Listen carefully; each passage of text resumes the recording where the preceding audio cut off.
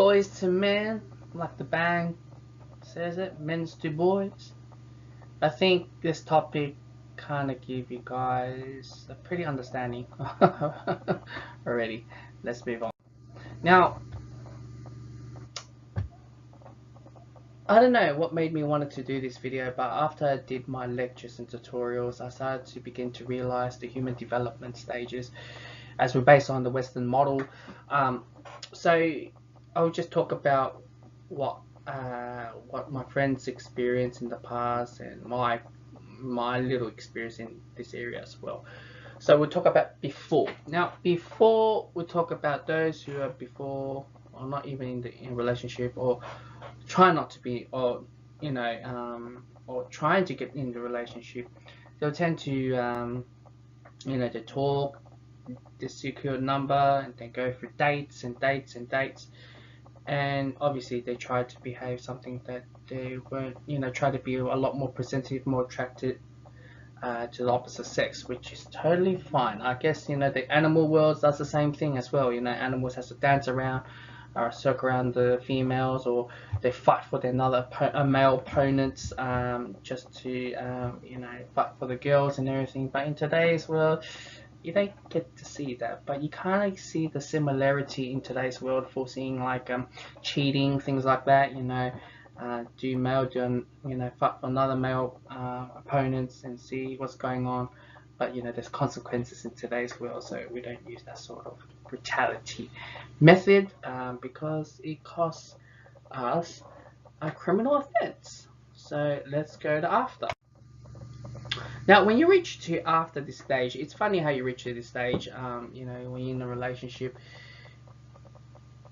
I get to see my friends change completely. I'm not saying all relationships is like that, but when you get to that stage, they change quickly. You turn to be a lot more gentleman-like, a lot more, more attentive towards your opposite partner and things like that. You're not showing yourself. Like, if you look back to your friends, they're not,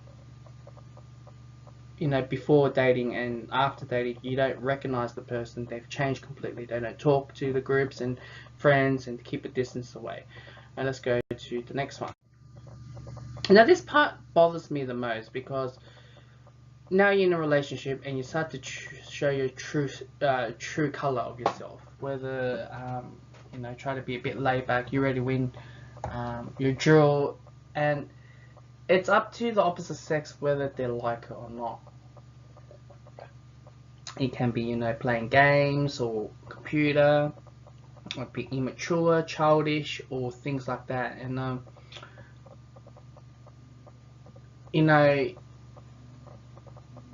know this video, I try not to be best to describe my life because that's generalizing, but like I say, in my point of view, my experience is saying that when I went through relationships and like just dates, I can't say relationship, just dates, they just viewed me as being a boy or a baby.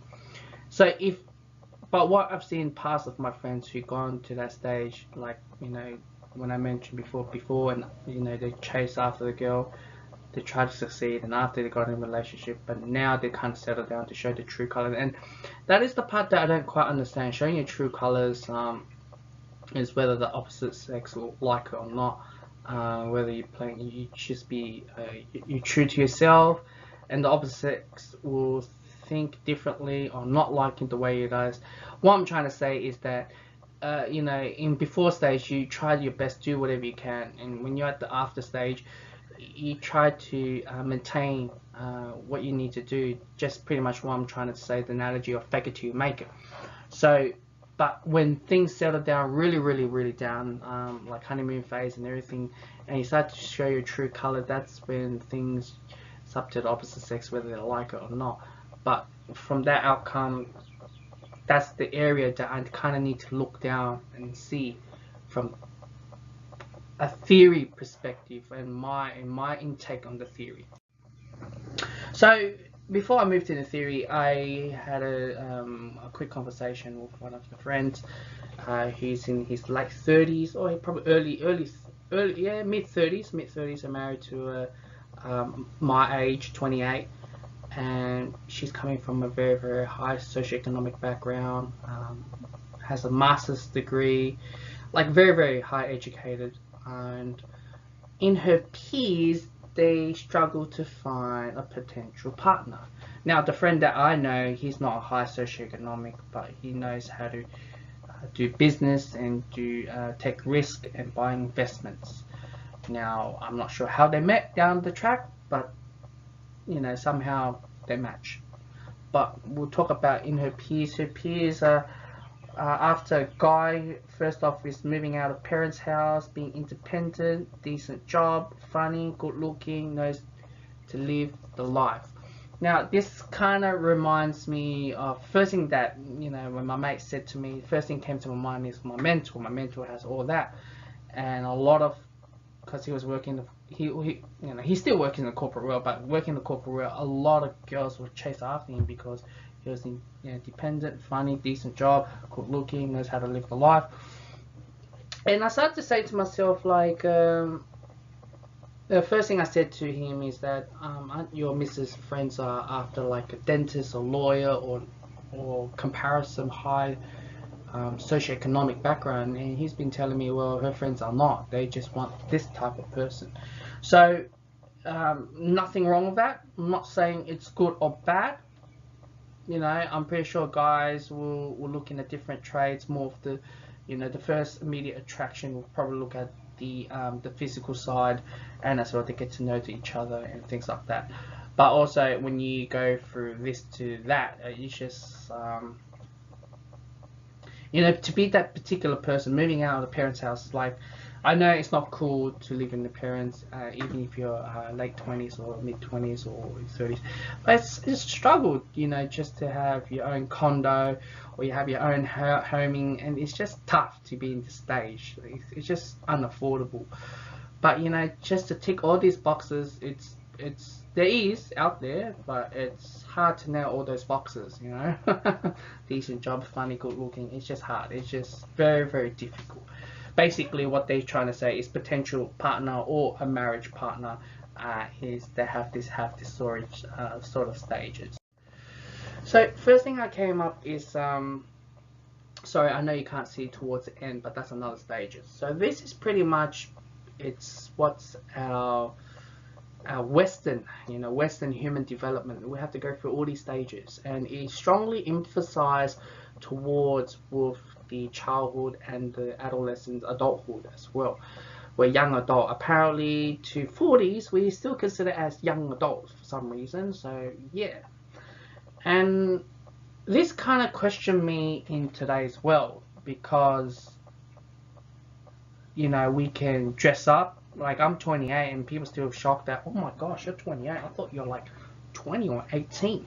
Like, I can pretty much kind of like dress up like a 20 or 18 and I still can get away. Like, today's world is like, well, if I play games at the age of, I'm just saying, if I play like computer games at the age of like 28 or 35, 40, you kind of get away in today's social norm. And which is alright, it's being, we emphasize so strongly towards our young. We spend more time in today's world like that. Back in the days where there's child labor, child working, and children who gets married really young and pop kids really young, but now we're in this model of eight of the stages. I'm not sure what's the next slide, but let's see. Okay, so I'll be talking, I know this is like strictly towards to Erikson stages. This is Erik Erikson's human development theory, and this is the stages that a child has to go through to be from birth to grown adult to death, basically. So you have to go through all these stages and things like that. Now, this is strongly emphasizing today's world because it's a very, very it's very useful in today's world. Many of us will never understand it, but I'm very privileged to the stage that I get to study this unit. Apparently it's a psychology unit. I just have a better understanding how to go through it, and you can go through on the side saying parent, teacher, significant others, friends, and community. And this is how it goes. And Also, this it kind of pretty much translates further on of the 8 stages. So we emphasize so much on young adulthood and then this middle adulthood. By the way, they just I think I just left one of the stages, but yeah, all good. Let's move on to the next one. So not everyone's grew up in the 8 stages. Now, if you look at this, this is based on the ancient one of the tribe, or how do I call it? I can't say province, but I don't know. Certain group in India will go through this sort of stuff. You know, this is the stages. They only have 4 stages. Now, that's the only one that I can pinpoint because it's coming from my lecture. You know, not everyone, and they have different duties and roles, and in between each stages. Now, I haven't examined 3 stages, but you can imagine, you know, going through student life. You just being apprentice, and after that, you're being grown adult. You're being adult in the household life, and then you got retirement, and then you got 75 to 100, and I think that sort of structure in the Western world we should have adopted really hard, especially towards men. The reason why I'm saying this is because of we guys, the Western model really weakens both parties, male and females. And I know this is going to be clashed so much with the feminist theory on this, what I'm saying, but because this is more of, and this system is more of traditional, very emphasized with patriarchal. It's not much of the freedom with this system. Now I'm pretty sure with the Eastern model, you know, when you have international friends or students, when you talk about them and they explain to you friends at their age circles already married or pop kids already, so they are very different. So they must have probably having this household life, get married really young, be adult, get into adulthood at a very fast pace. You know, maybe they don't work in this age bracket, but I'm just giving you guys a slight example what's it like. And it kind of makes sense, you know, like I can't, you know, a lot of you know, dating selection, they usually like to date foreigners or those who come from third world countries, and you guys will go, you know, nowadays, you know, very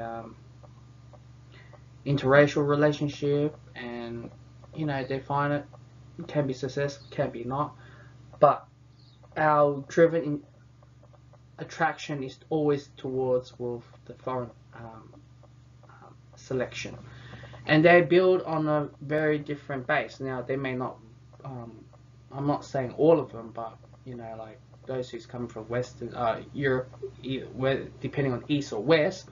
West is most likely more of the Western base on development, where East is a bit different, most likely on this stage. Third world countries, or depending on their family background or anything like that, most likely based on this sort of similar stage to this. So they're not strongly emphasized with a childhood or youth, young adulthood. And I don't know what's my next slide, but I'll just move on. I know this is a random clip. Uh, as I look back on this video, I forgotten to include this piece, which is those who get into interracial relationship or dating with a foreign or married to one of the foreign, is you tend to see, I'm only saying from my perspective that I get to see a lot, is those who are born in Australia or born in the Western world tend to, you know, when they make the move to date foreign girl, usually they're a lot more submissive, and the girlfriend or the partner side are usually a dominant one, and it works out, whether it works out or not, you get to see the relationship works out. in that sort of settings, and guys like that sort of figure, you know. Just listen to a girl, do whatever they want. It's kind of sense of saying it's like a mother figure, very strict, things like that. And I'm pretty sure when a girl finds a potential mating partner is something close to their father, a father figure. So obviously one is trying to date. It's very interesting just to know how things goes as towards to this topic, and it works out with that sort of relationship, that setting. But when it comes to us try to date girls or approach, we come across as weak. But when it comes to foreign eyes, they find acceptable, where their culture guys are a lot more aggressive, and this comes under the patriarchal bubble: beating, domestic violence, abuse, no freedom, no right. Where I just said before, it's like a reverse role. So this is going to be a very interesting as an add-on. So let's go to the next slide. I don't know, sorry for cutting it out.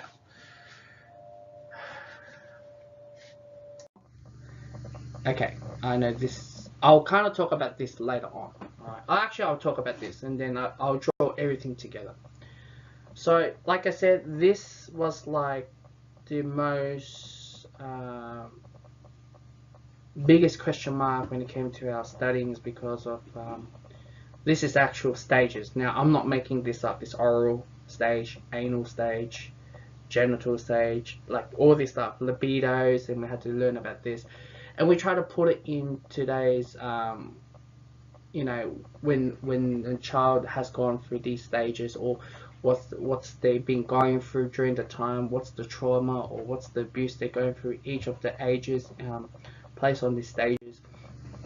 And you look in the bigger picture, and this is what it comes. For example, if you're at the oh gosh, I have to be more prepared for this.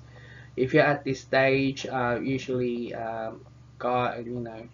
you identify the same-sex parents and things like that, you're most likely go shift towards the opposite sex. So usually, if I'm a guy, I'm more leaning towards my mother. I'll fight for. It's like a competition with my father, where girls, on the other hand, emphasize towards their father, and they also have. This is where the penis envy steps in. Okay, I don't know what's the next one. Do I have a next one? So that's my last slide of pretty much understanding the whole fruit.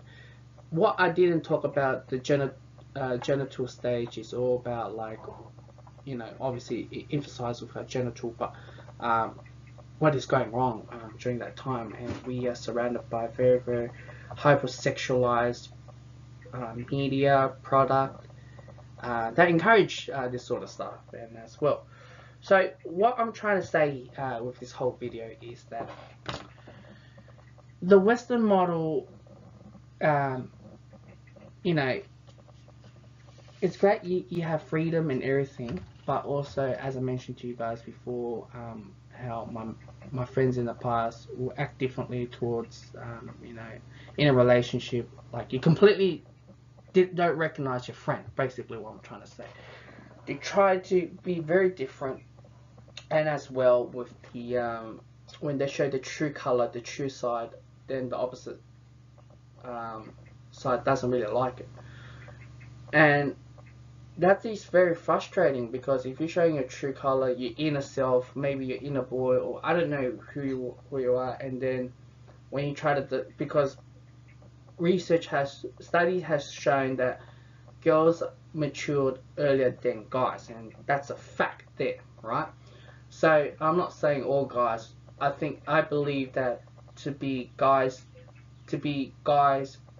from expanding too much of their adolescent, youth, adulthood should be place on the Eastern lifespan, what I mentioned to you guys with the 4 stages, will be more productivity, more to be like a man, into what so-called, what you've been going for a lot of YouTube videos about, regards to, you know, what attracts women, you know, when it comes to men, or blah blah blah. I'm pretty sure you're going for that sort of videos, and you know, chest is out, you know, like, you know, stand up tall, you know, dress nice, dress this, and you know, you just, you got to be like that sort of traits. And I felt like, well, that sort of trait, it'll be a lot better if you have the Eastern model or tribal model, where they taught their kids at a young age how to survival, or how to run, like how to maintain a household under your power. I know it's under patriarchal, but I believe that the Western world should step in with the Eastern stuff, because the Western lifespan model, it does benefit both sexes, but I think it's a huge disadvantage for boys and men. And it's a, while I'm looking at it now, and we're one of the best book selling is 50 Shades of Grey. That's after below Bible or religious books as well. And why that book is so popular, and he emphasized how Mr. Grey is playing the gentleman role and everything, and a lot of girls who wanted to find a guy like that. And there's a different side which I'm not going to talk about, but it just feels like, you know, we've been going through, whether you're male or female, we had to go through YouTube or go through Google, how to make a guy attracted to you, or how to build attraction, or how to do that. I think we lost all of that already, because many females and girls who really want the guy to be initiative, very confident, very you know, like they want a guy, they want a man, they don't want a boy or baby. So that's why I said the guys are very disadvantaged on living and build upon of the Western development of the lifespan. I believe they should have more emphasis of the Eastern to balance out with the confusion. Now I know there's a lot of different areas, and I know the MGTOW, the Red Pill, there's different areas about it, but I'm not going to talk about that. I'm trying to understand why Red Pill's like that, why feminism, put it in a neutral point, try to understand a better context, to understand the whole thing. There's many factors, but this is one of the factors I'm trying to decode and everything. So this is one of the videos that has been on my mind for the last 3 days. Hopefully you guys kind of understand what I'm trying to bring it out. I know it's a long ass video, but if you made it through all the way here, I don't know what to say, because it's, yeah, anyway, yeah.